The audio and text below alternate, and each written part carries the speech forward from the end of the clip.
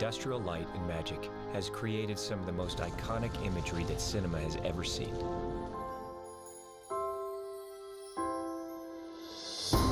For the past 35 years, they have transported us to worlds beyond the reaches of our imagination.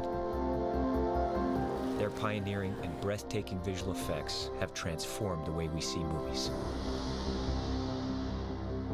We're all jaded when we go to movies. I mean, we watch all kinds of stuff that we aren't supposed to be looking for. We're looking for the seams, we're looking for the cracks. But, you know, when they make you forget all that and pull you into the magic that is the story, then they've succeeded. Through their masterful blend of art and technology, they have revolutionized movie making and helped to define popular culture. From the sublime to the ridiculous, from E.T. to the amazing work they did on Transformers. ILM loves to find different ways of telling stories visually. They've made us wonder, they've made us marvel, they've made us believe.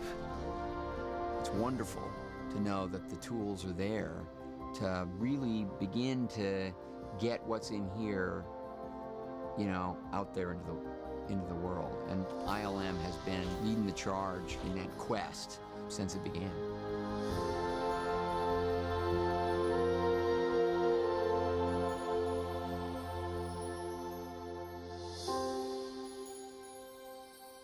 The digital era that dominates modern-day visual effects was ushered in by ILM. Hundreds of artists work collectively to create complex imagery from a variety of elements that combine to perform a masterful illusion. Action! Through their technology, ILM has given filmmakers the means to achieve anything. Photorealistic characters and environments can be created from scratch, such as on Iron Man 2 and Avatar. But these high-tech advancements have not come easy, nor have they come overnight. The roots of today's cinema magic goes back over 100 years. But the revolution of modern visual effects began with a story in a galaxy far, far away. Industrial Light and Magic was formed in 1975 to realize the complicated special effects challenges for a new film called Star Wars, a space adventure dreamed up by a young filmmaker, George Lucas. His vision was unlike anything Hollywood had heard before. With Star Wars, I want to do an action picture. I want to do something where I can pan with the spaceships. I want to do it where they're really short cuts. There's a lot of rhythm, a lot of pace, a lot of movement on the screen. I want it to be very, very cinematic. And at that point in time, that was impossible. You just could not do that with special effects. So when the studio said, well, how are you going to do this? I said, don't worry, we'll figure it out. You know, I got to, you know, but I had no idea what I was going to do. At the time, the special effects departments at the major studios were all but gone. So George Lucas was able to buy up old equipment for pennies on the dollar and set up ILM in a Van Nuys, California warehouse. With 20th Century Fox on board, George Lucas and producer Gary Kurtz enlisted photographic effects expert John Dykstra to lead the effort. Dykstra brought together a ragtag group of college students, artists, and engineers whose mixed skills in photography, model making, and mechanics would set the stage for the fantastical space saga.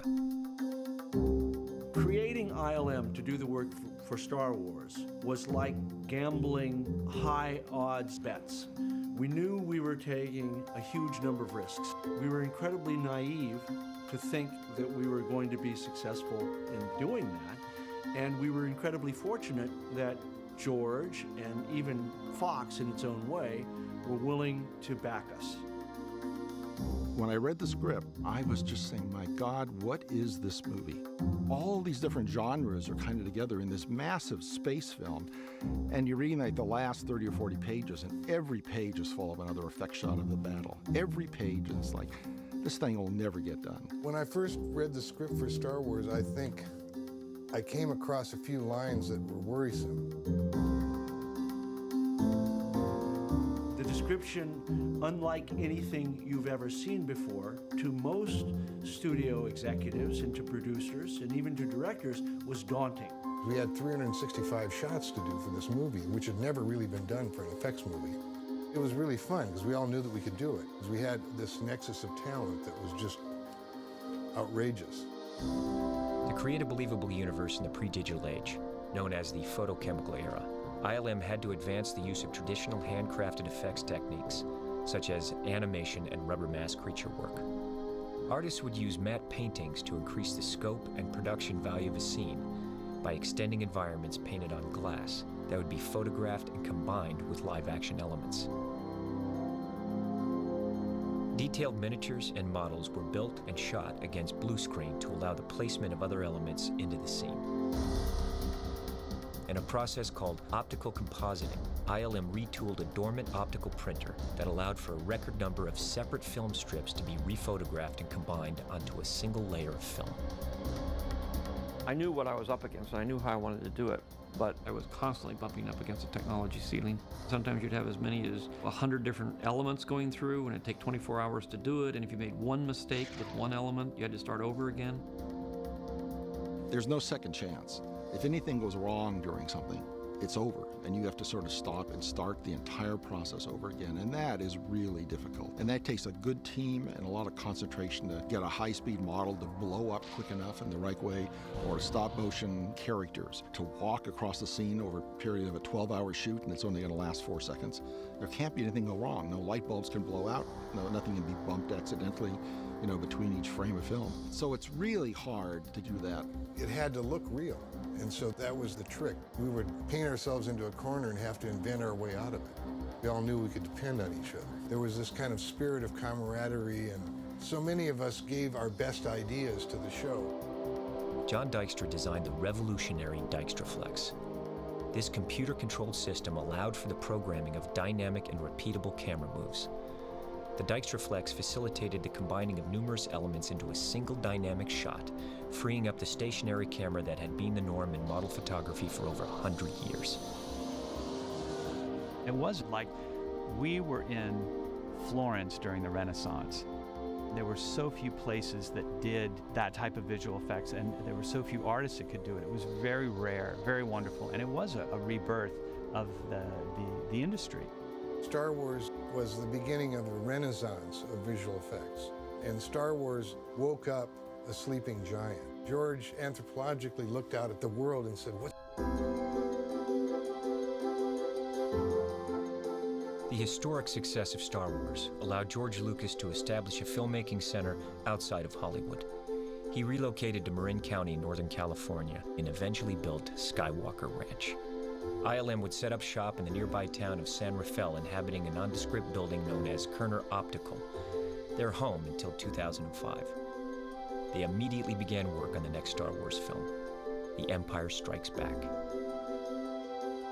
All in all, the real impetus of ILM was to keep a core group of creative people and the highly technological environment they needed functioning. It was really clear that in order for ILM to sustain, we did have to find a model that would work for becoming a viable business and working for multiple filmmakers. ILM opened its doors to the outside film community, becoming the first independent visual effects studio to realize the visions of directors with unique stories to tell. First film I collaborated with ILM on was Raiders of the Lost Ark. Most of the effects of Raiders came at the end when they opened the Ark of the Covenant. And the effects involved, creating the power of God, I guess, of what was coming out of the actual Ark. The spirits.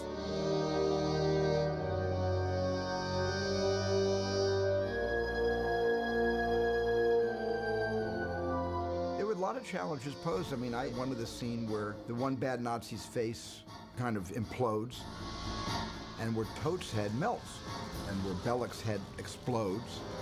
I didn't know how to do this, and I just left it to these guys that had done Star Wars. I figured, well, if they could do Star Wars, I can certainly melt a head. And they did figure out how to melt this wax head they built. It was kind of genius.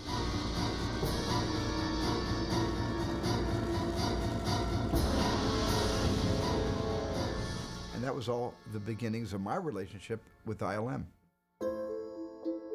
While ILM continued to push the boundaries of photochemical effects, George Lucas could see the potential for an entirely new way of creating cinema magic. In the same way George had so much vision about marrying computers to cameras and optical printers, he felt that there were probably ways to create all of the kinds of things he did in Star Wars in the computer. He felt there were ways to do editing with computers. He thought there were ways to create and manipulate music with computers. And those three things led him to start the Lucasfilm Computer Graphics division that he hired Ed Catmull to start. I was asked to bring in technologists and computer scientists and wizards of various sorts to bring this into this industry. Among PhD student Ed Catmull's early advancements in computer technology was the ability to create smooth curved surfaces and wrap textures around them. This was a pioneering leap in the rudimentary world of computer graphics, known as CG. I think their charter was to make a system that might be able to make images, ultimately images onto film that looked photoreal. And in the process of that, the Apple came out, and Dennis Muren had said, gee, could I take 6 months off and just learn how to use this Apple? So he was the one that first put his foot in the water and learned what the Ed and the guys were doing. And then that started the link so that I could transfer the technology that the computer division was developing over into ILM, which is where it was meant to be. It was a very risky thing, certainly, for George to fund this, and also very visionary because it all really did pay off.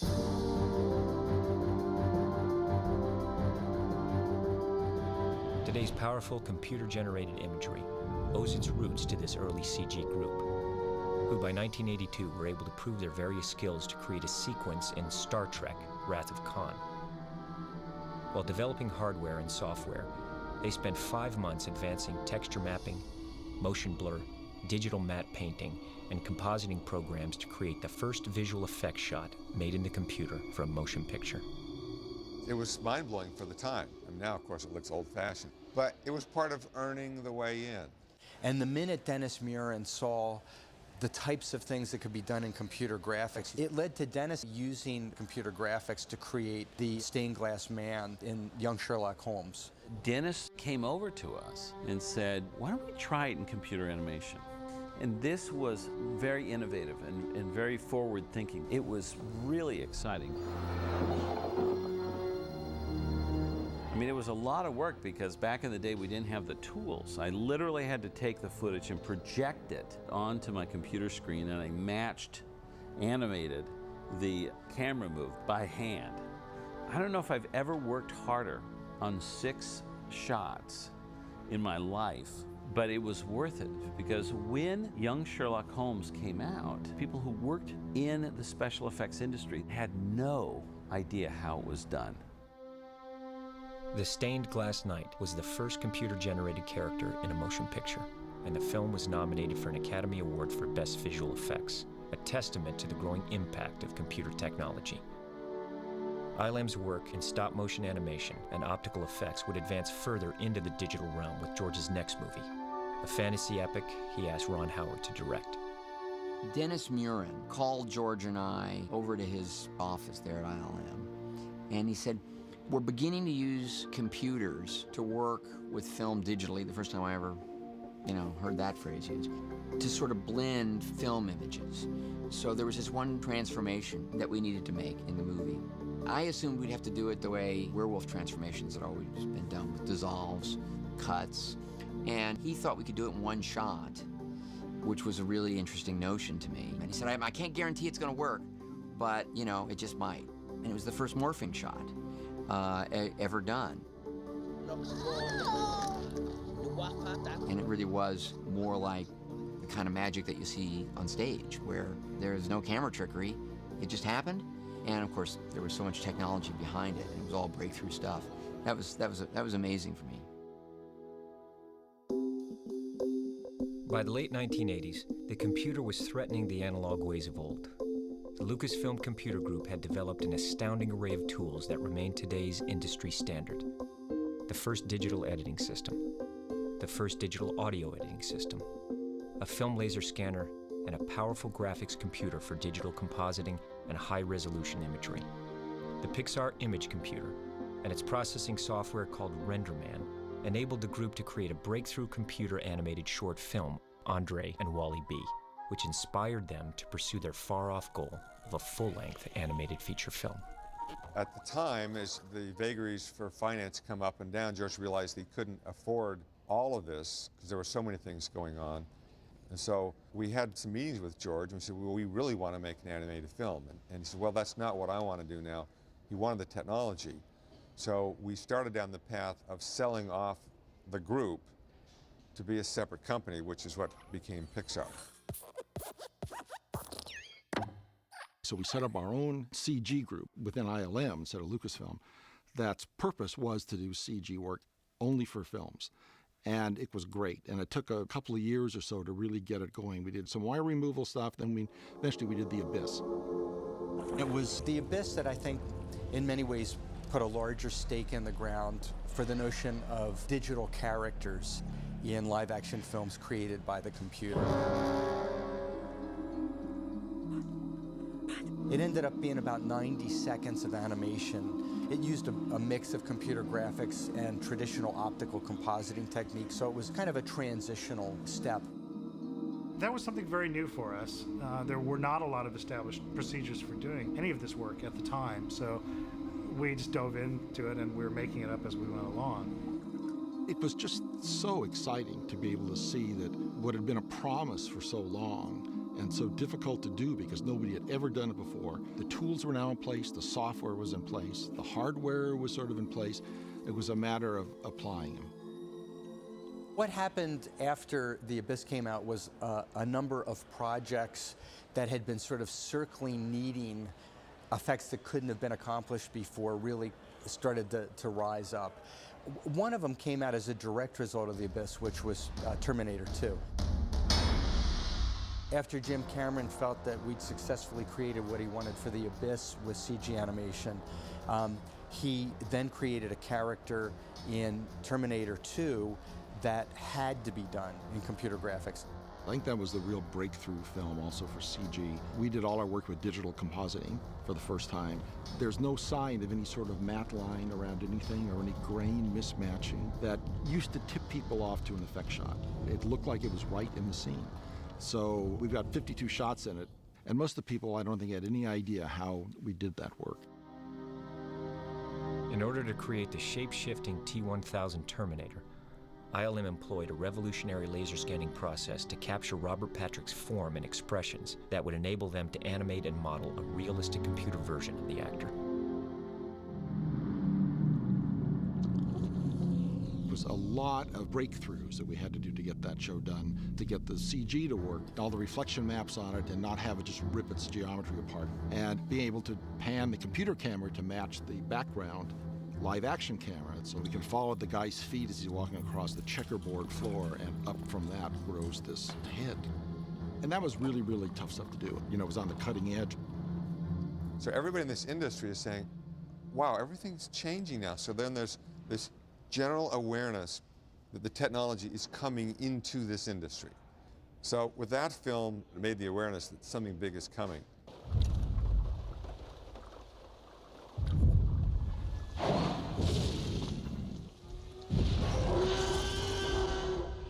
I was perfectly happy to do the dinosaurs, the technique that Phil Tippett had honed to a fine point. And we had settled on that for Jurassic Park.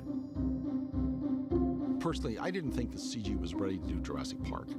For at least for the close-ups of the dinosaurs, I thought maybe we could do like some stampede sequences, because what computers are good at is, like in word processor, you could clone something a million times. You can copy a word and duplicate it 100 times on the page or anything you want. Well, it's true also with models, and so you could do it with dinosaurs. You could make one Gallimimus dinosaur and clone 20 of them and have them all running with the same run cycle. That's the sort of thing that's really hard to do with stop motion or anything like that. But we started doing these tests in CG before the show was going on, and our tests started looking better and better. Until one day Dennis Muren came over to me and said, you know, I really think we should do this in the computer, and let me shoot a test and show you. Dennis was working off in the corner. We were going along the normal route. Dennis then got the audience with Steven, and part of it is to convince Steven, and part of it was me saying, we can do this, I will guarantee it, it'll be fabulous. The test was a herd of running Gallimimuses, and he didn't flesh them out, he just basically put the bones in motion. It didn't have that kind of artificial look, it was completely realistic. It looked like skeletons had come to life and were just running throughout Hawaii. and all the onus of stop motion photography was suddenly eradicated. We were both kind of wondrous about what this was promising, this industry. We literally didn't know from one day to another how stuff was going to look. Every day we'd be looking at the dailies and saying, did we do this? Did people make these images? We've never seen anything like this before, you know? Where's the trickery we've been seeing in movies for, 80 years? There's nothing there. It looks real. A visual effects shot starts with a line in the script that describes something. Let's say a dinosaur runs across the field. You start by going on the live action set and shooting what's called a plate. The plate is the background that you're ultimately going to insert that digital character in this example. The plate comes back to the artist. They create a virtual topography that reflects what they've seen in that shot. They build a character in the computer. They build its bones, they build its structure, they then come up with surfaces and skins for it. They color it, they give it eyes, they give it motion, they give it fingernails, they rig it so that it can be animated. So they take that photograph background plate, they take that character, and they animate the character in the computer space to fit into that photographic plate. When that's done to the director's satisfaction, they actually composite it into the scene. Once it's composited into the scene, it is filmed out of the computer and cut into the film, and hopefully everybody loves it in the movie house. Here, there was not even going to be a thought in the audience's mind that what they were seeing was not absolutely real. And because Stan Winston did this amazing job of creating full-size life replicas of a T-Rex, we were able to effortlessly cut together the digital dinosaurs with the Stan Winston full-size dinosaurs. And the audience sometimes was confused as to which was which.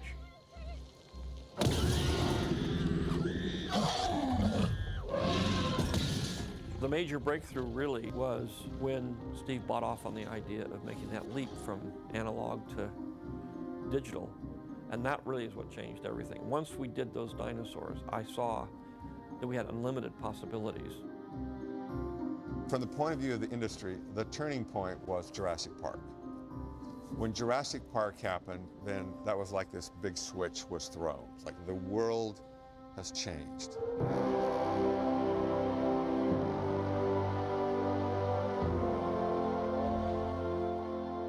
It started a kind of revolution and an evolution that began to move faster than the speed of light. It's a dinosaur. I was amazed at how much ILM was able to accomplish and go beyond the dinosaurs with everything else they did in the next several years.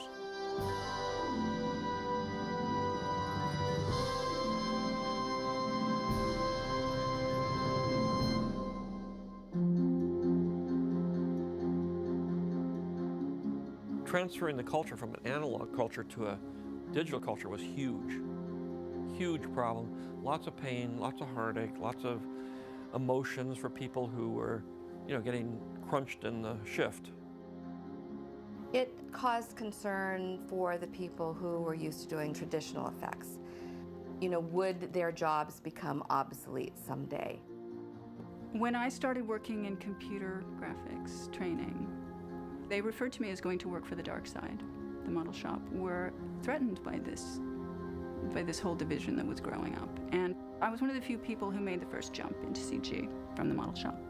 Since then, been many, and we've all been, on the whole, been very successful. But at first, it was not considered to be loyal to the shop. I had an interesting experience where we'd had a shot in the movie that was just really bad. It was an optical composite, and we redid that comp with some frustration, and people didn't want to do it, with digital, with Photoshop, and it's like night and day. So I showed this to one of the old-timer optical guys who had done it the first time, showed him both versions, and I said, which one do you like? Because I wanted to bring him into the digital world, and he picked the old one. And I thought, what the heck are you seeing? What's going on? And I realized then there was a problem here. There's fear going on, denial is going on, but he ended up being one of our best digital compers once he came over to it.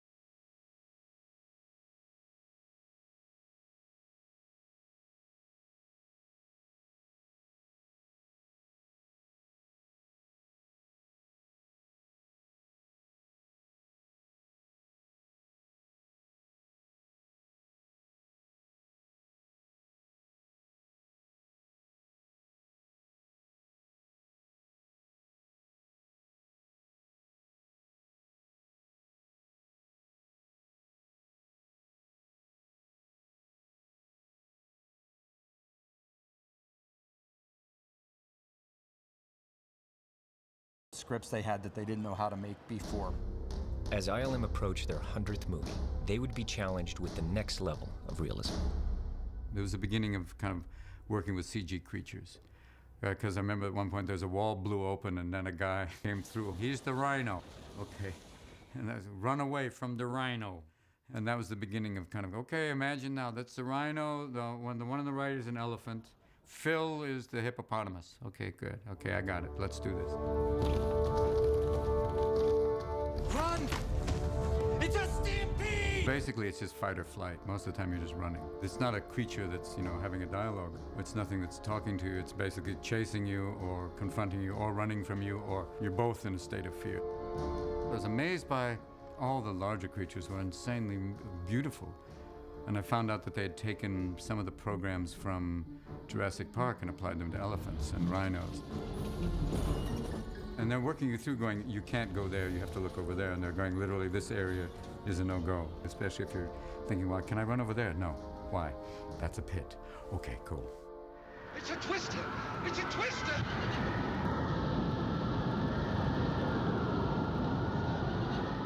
The tornado in Wizard of Oz, to me, just stood out as being strikingly real compared to other stuff I'd seen.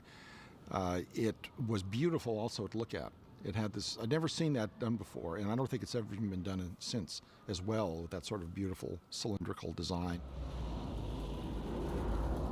ILM is consistently breaking new ground. I think that the visual effects industry requires that. Twister, I remember, got greenlit because of a special effects shot that ILM did, and we did a test, and we sat in the screening room at Amblin. Everybody loved the shot so much that that's when the movie got greenlit at that moment.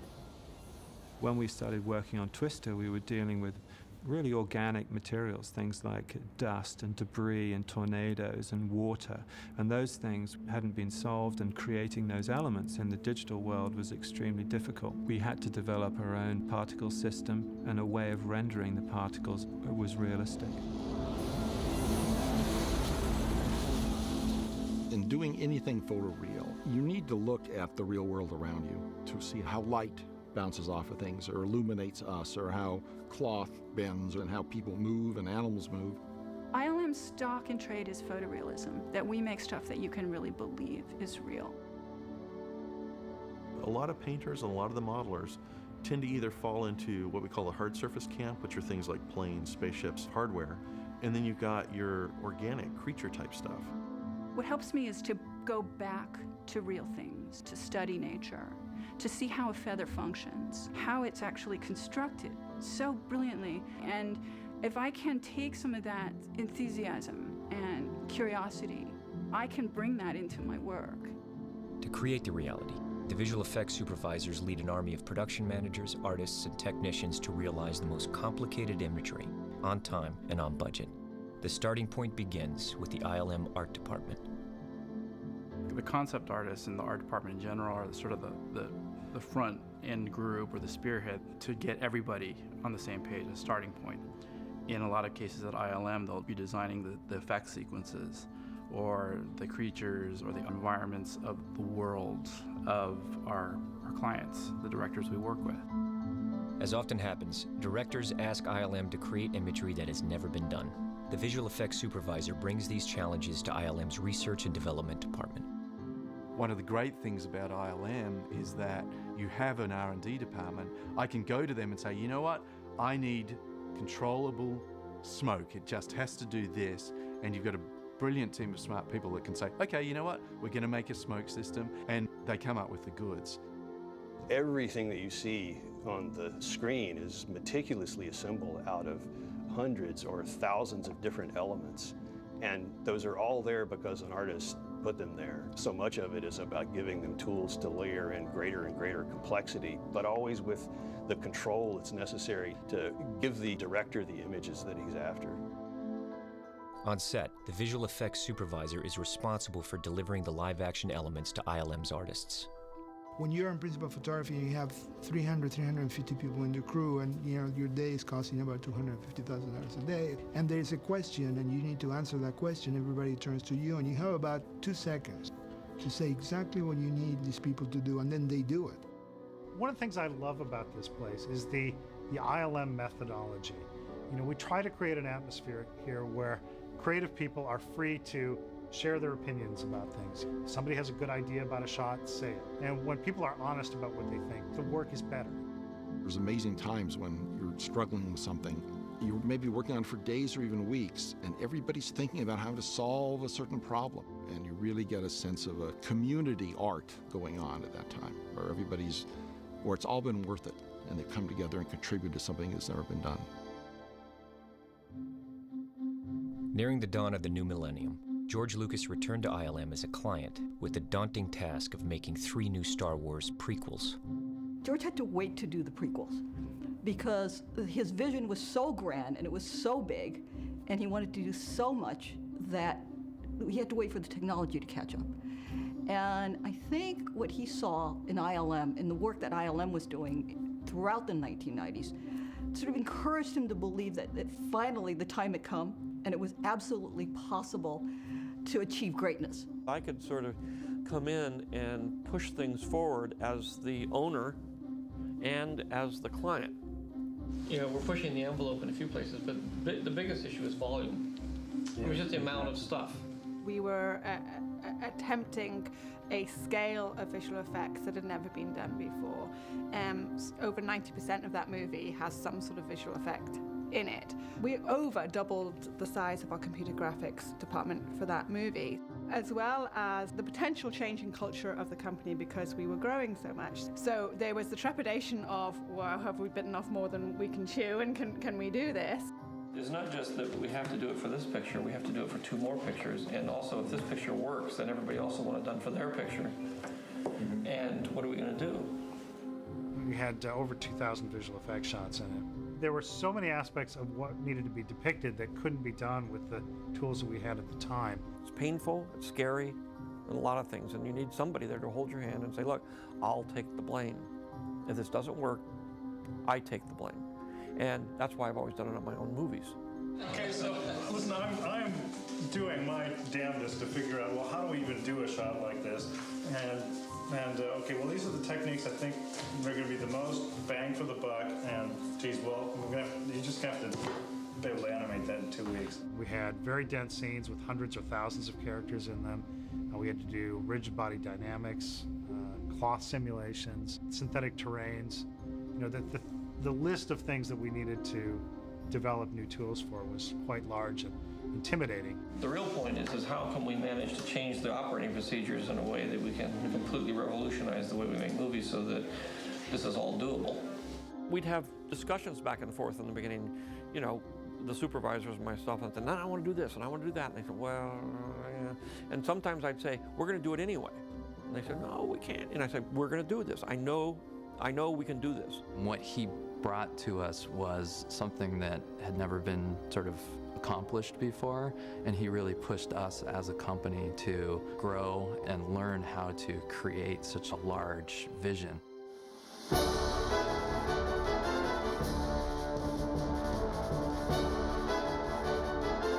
You do a big, complicated show like that, you develop some confidence in the process of take big problems, you break them down into smaller problems, you break those smaller problems down into yet smaller problems until you get to a scale where it's tractable by a single person.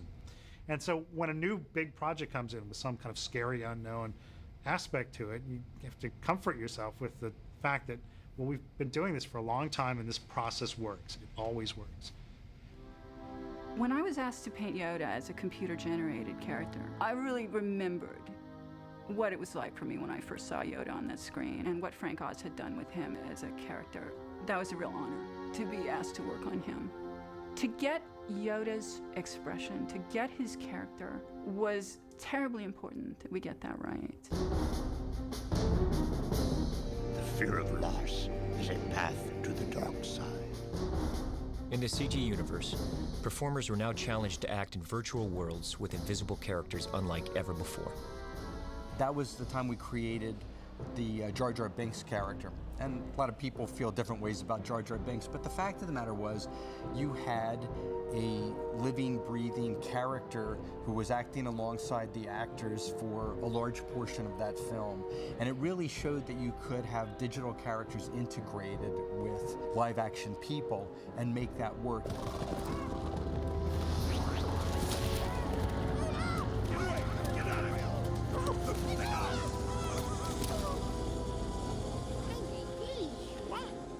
remember meeting Liam Neeson after he'd done one of the Star Wars movies, and he went, "Robin, I don't know anymore. I really don't want to act. I've given up. I don't really think I can. I think because I've just spent time looking at an X.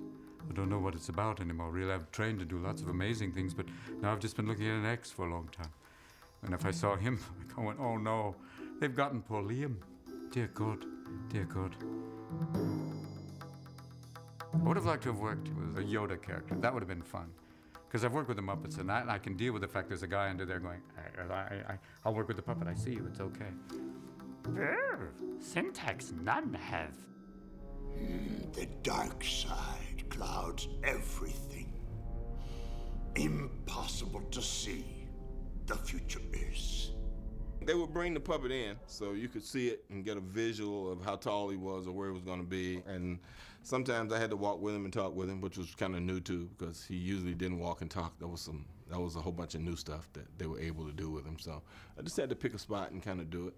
I kind of like that. I'm an only child, so I played by myself a lot in my room. I made up stuff. And I'm used to fighting things that aren't there, talking to people that aren't there. It's perfect for me. So when actors complain about it, I just kind of look at them and go, "Where's your imagination? This is the perfect time to do what you want." I was very happy to know that I was part of something that was changing the way people were gonna make, watch, and create film for the rest of the time. The Phantom Menace was released on May 19th, 1999, and became the highest-grossing Star Wars film of all. Its success paved the way for the next two films that were shot completely on digital high-definition cameras, showcasing the most extensive use of virtual characters and environments ever. George brought the original Star Wars universe back into popular culture in a whole new way. You're George Lucas! I take it you're here for the Star Wars convention. Oh, dear God. Oh my God, George Lucas! All of the films that Lucasfilm has made have become culturally significant in one way or another. And people have a very emotional connection to props and costumes and artwork because it's part of something much larger that really affected them. So when I walk around here, everything that I see fills me with memories of, you know, a movie that I watched, an experience that I had. It's pretty incredible to see all the costumes, and it was like nerd's paradise. All of a sudden I was 12, like, that's so cool.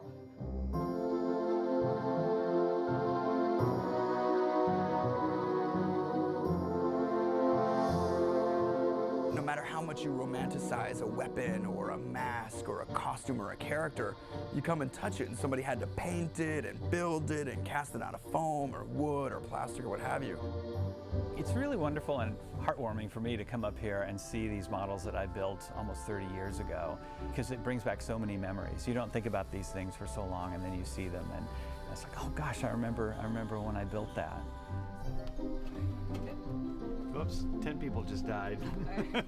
It's odd, though. We didn't build them to last forever, and we certainly didn't build them to go out into traveling shows and be in museums. And so it's kind of odd to see them up here where they won't let us touch them.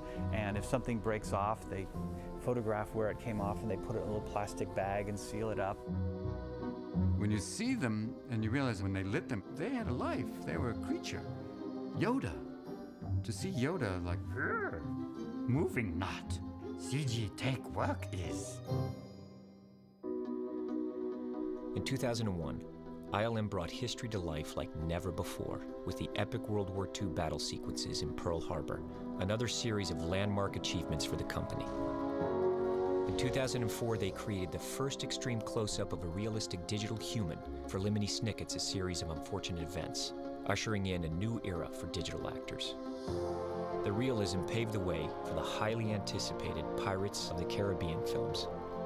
When the script for Pirates came in, the gag was that our crew of pirates were cursed so that when they appeared in moonlight, they were these tattered skeletons, which immediately brought back memories of Jason and the Argonauts. There's a scene of sword-fighting skeletons that's an iconic scene. That image came immediately to my mind when I read that in the script. It's a really fun opportunity to pay homage to Ray's work, but to update it with some of the newer technology. The Pirates of the Caribbean series made extensive use of in-camera motion capture technology, otherwise known as iMocap. This advanced system of sensors records actions of human actors and uses the information to animate digital characters. I mean, the characters were all created by the visual effects. It wasn't makeup. They were walking around in gray suits. And, it's very difficult, for actors sometimes to interact with a character that's just wearing a gray suit with a beanie. But since our actors are so well trained and so professional, they did a fantastic job. The most challenging thing on Pirates was Davy Jones. We had motion capture trackers on him. He had all these silly dots on his face, but Bill Nighy was that character. And I think for me, that was the first time I really saw a direct transference of someone's performance onto a CG creature. And it was so complex and so layered. You've got all these tentacles. Trying to get them to operate like they really would is a major challenge, because in the computer, although you've got the shape of the tentacles, if they're going in different directions, they'll just penetrate right through each other. The idea that they would hit and react is just not in the computer. It has to be worked out, and it takes a lot of calculations to make something like that work. It was just so incredibly detailed, and the work that the model builders and the texture painters and all the guys that contributed to that show in all the different ways of just bringing this immensely complicated crew and ship to life. Technology changes very quickly and gets better and better, so it gives the artists at ILM and their supervisors more fun to play with, more things to play with, more toys, and it pushes the limits, which is exactly what we want to do. We thrive on developing new techniques to achieve something that's never been done before. So imagination is unencumbered. Inspired by the original 1953 version of War of the Worlds, Steven Spielberg teamed with ILM once again to push visual storytelling to a whole new level. Well, I had this crazy idea one day when I was doing my storyboards. I had sketched out a 3-minute dialogue scene between the two kids and Tom Cruise in the car after they escaped New Jersey. I began sketching it in cuts, and close-ups and profiles and over-shoulder shots, and then threw all that stuff out because that wasn't exciting enough. And I thought, well, there's got to be a way to do this. Maybe, what if I did this all in one shot? And then I had some of the previs guys come in, and I prevised the entire scene with a moving camera. That actually went through the car at one point, went through the back window at another point, went out into the middle of the turnpike to make room for cars that are passing, and then went back into the window again. And it was an impossible dream, and I knew it was not achievable, because I didn't quite know how to blend it. Where were the blend lines going to be? How do we glue these disparate pieces together to make it seem like it's one shot? So when I showed Dennis Muir in the previs, Dennis said, right away, and this time he didn't even have to think about it, he said, you can do it in 2 shots. I said, where's the break? He said, when you come back in through the car, through the back of the car. And then when you're pulling back out to the high crane shot at the end, the car moves off into the vanishing point. So Dennis thought that was going to be no problem.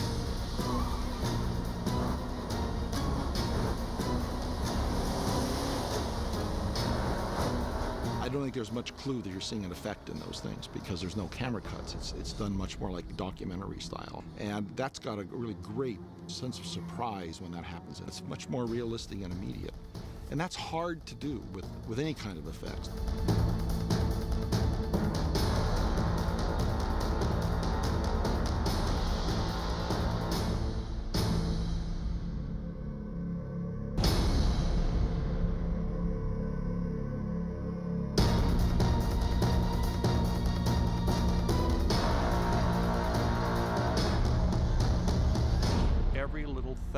As a collection of what we do in the history of all the films that we've done, kind of goes into every movie that we're doing right now. Transformers represents a colossal collection of all these different stair steps of ideas on the way. By this point in time in computer graphics, we have learned how to do hard, shiny objects, yes, but have we really conquered how they're lit? Have we really conquered a more realistic style of animation? Or a cooler style, let's say? No. And we're constantly reassessing, what can we do better? Then we start designing the robots. And I think initially a lot of the robots were made out of all these questionable materials that look very CG-ish. And we actually started building a couple of robots out of like these bony fragments that look like, what is it, alien space stuff. We don't know what it is. Michael Bay, our director, and myself, we kept going back and forth on this. We go, you know what, this is not working. Let's just go to car parts and just start drawing from real world, because you and I go to the movie, and if we see something where we don't quite understand it, it looks fake. If you want it to look photoreal, well, what does that mean? It's got to look like people made it. And so that's why we gravitated all toward, these designs that were more or less things that we know. I think the transformation scenes from the first movie, were something that people had never seen before. So there were about 10,000 moving parts.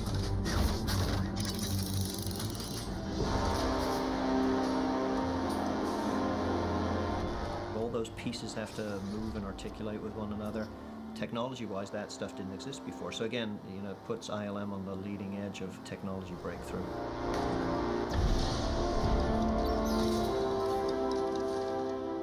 On Iron Man, we drew a lot from what they learned on Transformers.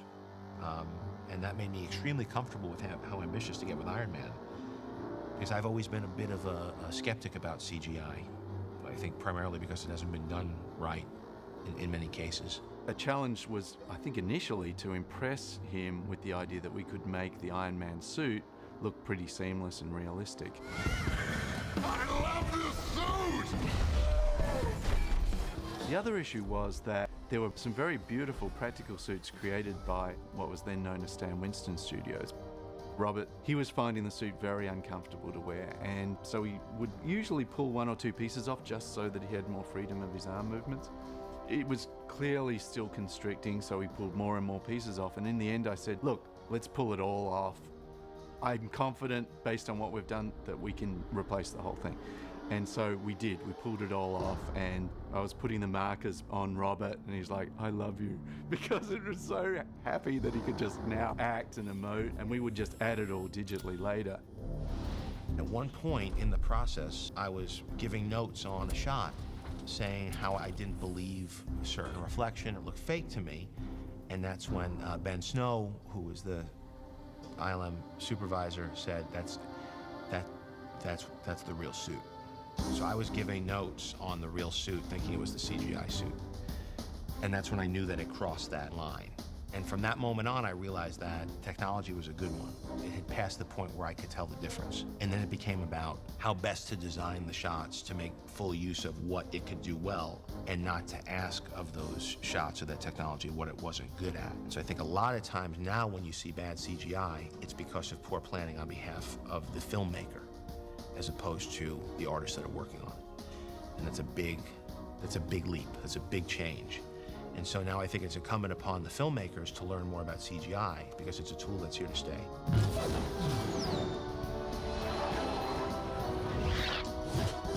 The suit is the star, of the Iron Man movies. When you watch that suit do stuff, that's what we go there for. When the screws come out and the boots come on and things come on his arm, you really wish you had one of those things. And the ability to make you want to be that particular character is the dream of, I'm sure, all the guys that are working in those particular places that sit there and go, oh, that would be so cool. What if his suit did this? And they make us want to be those characters. They make us want to see that stuff happen. In 2009, director J.J. Abrams reinvigorated the original Star Trek universe through the help of ILM's Illusionists, the first challenge being a new design for the Starship Enterprise. The thing about the Enterprise was you can't really play with it too much because it's so iconic. And I just knew that we were dealing with those very vocal fans who were going to be pissed off no matter what we did. So I thought, well, let's just update it a little bit, but let's maintain its essential silhouette. There's a certain level of pressure involved in that too, because I remember when we did the new Enterprise for the J.J. Abrams Star Trek, and the first image that was revealed to the public, it sounded like they were going to kill us if they could find us. And we were talking about an artist relocation program because we're like, oh my God, they got so upset. And then it came out and they loved it. The amazing thing is ILM took these designs that were done and they made this thing live and breathe, and they brought this ship to life. Star Wars made it impossible to do anything new. There's not a weather system, a terrain, an environment, a character color, a number of arms or legs There's nothing that you, I mean, he did everything. Like it's, and in the last 3 films, probably exponentially more than, you know, all science fiction films put together. Every once in a while, someone would whisper, you know, remember, Star Trek came before Star Wars. And I was like, yeah, it doesn't help me, because George has outdone it. ILM made the most of practical and visual effects magic by shooting 2 very different worlds side by side. Just 30 feet apart in the parking lot of Dodger Stadium, creating Kirk stranded on the icy Delta Vega planet was done from a partial set under the balmy skies of Los Angeles. It was a really fun magic trick to get to kind of shoot those things so closely and yet have them seem so worlds apart. There's a step with lighting and rendering that is just unnervingly magical. When you get it, you're like, You can work on a shot for months, and you go and watch one of the movies you've worked on, and it's, you know, you see the audience react to something, you go, wow, you know, that's awesome. So it's very fulfilling from that aspect. It just requires an incredible organizational and artistic endeavor, and I think that the fact that it works as well as it does is a testament to how ILM is built and the kind of people that work there. It's an amazing team, a huge, amazing team. In 2005, ILM moved from Marin County across the Golden Gate Bridge to a 23-acre complex at the historic Presidio. Within this house that Star Wars built, ILM's team of visual effects wizards continue to push the envelope. From their humble beginnings in a Van Nuys warehouse to a state-of-the-art facility, they've single-handedly transformed the photochemical days of old into a new digital era, changing the industry one film at a time. Over the last 35 years, ILM has created visual effects in nearly 300 movies. Their innovations in artistry has been recognized with 15 Visual Effects Academy Awards, 23 additional nominations, and awarded the National Medal of Technology. In dark theaters everywhere, they transport us to other worlds with their cinema magic, always inspired to create the impossible.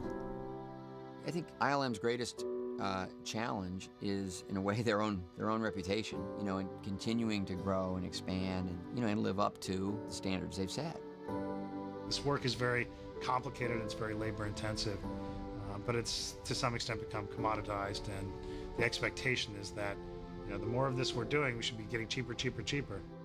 The competition from overseas especially has been really hard when the salaries are so much less than here. So how do we work faster and better and still keep the quality up? And we've had a lot of people who've gone through ILM, set up other companies around that are doing great work also, and to try to keep on top of it and come up with the next thing that's better than what someone else is doing. ILM's body of work is something to be extremely proud of. I mean, you go back and look at all the things that ILM has done. It's the history of movies at the last part of the 20th century and into the 21st century. Lightning just keeps striking at ILM. That's the remarkable thing about ILM. It's not like they had their moment and it's moved on. They find ways to reinvigorate that facility by breaking new ground. I think ILM's biggest accomplishment isn't any one show. It's that they've managed to realize the dream that any filmmaker would have, which is the ability to do anything. The ability to continue to make us believe what we see is the true genius of what these guys do. George made his company available to every studio and to every filmmaker. And in a sense, it was the first time that had ever happened before, where a company was formed for all of us to be able to achieve our impossible dreams. And George made that possible for all of us.